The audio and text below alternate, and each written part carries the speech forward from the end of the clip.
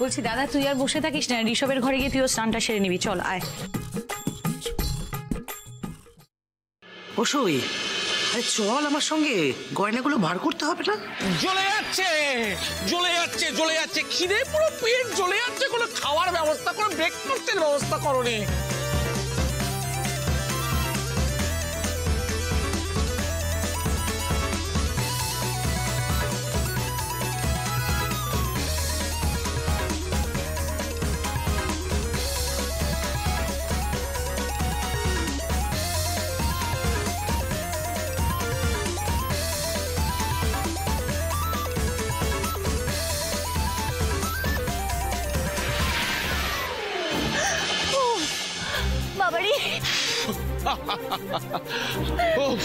Finally finally finally অনেক সাধ্য সাধনা করার পর আমার বউকে একটু কাছে। কি হচ্ছে কি? কি হচ্ছে কি? আমি কিন্তু এখন আপনার বউ নই। হ্যাঁ আরে বাবা, হয়ে যাবেন। এই আপনি সারাক্ষণ পরে পরে করতে থাকেন না,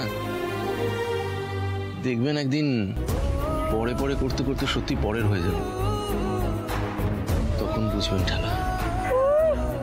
এত সহজ নাকি পর হওয়া? এই রক্তিম দেব বর্মন শুধু আমার, তাকে আমি আর অন্য কারোর হতে দেবো না, বুঝেছেন?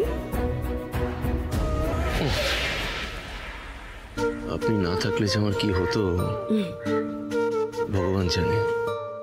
বানের জলে ভেসে যেতেন। আচ্ছা হয়েছে, অনেক রোম্যান্স হয়েছে, এবারে নিন হলুদটা আমার গালে লাগিয়ে দিন।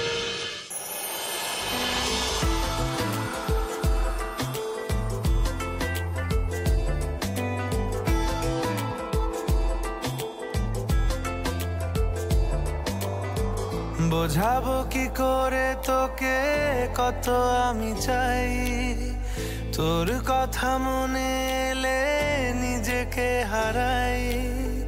বোঝাবো কি করে তোকে কত আমি চাই, তোর কথা মনে এলে নিজেকে। কি হচ্ছে কি?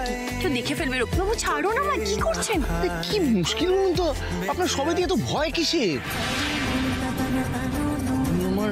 নিজের বউকে জড়িয়ে ধরতে পারবো না? না পারবেন না, এখন আগে যান স্নান করে আসুন। ধুর, জানুন তো আলাদা আলাদা করে স্নান করতে গেলে অনেক সময় লাগবে। একটা কাজ করি, আজ বরং আমরা রিসর্টের মতো একসাথে স্নান করে নেব। খালি বদমাশি বুদ্ধি না আপনার? আপনি যান, চুপচাপ আগে স্নান। এই দেখুন, একদম না করবেন না। একবার যখন বলেছি একসাথে স্নান করব, তার মানে স্নান করব, ব্যাস। এখানেই আমরা স্নান করব, এখানেই করব। মানে স্নান কর? ওই তো তুমি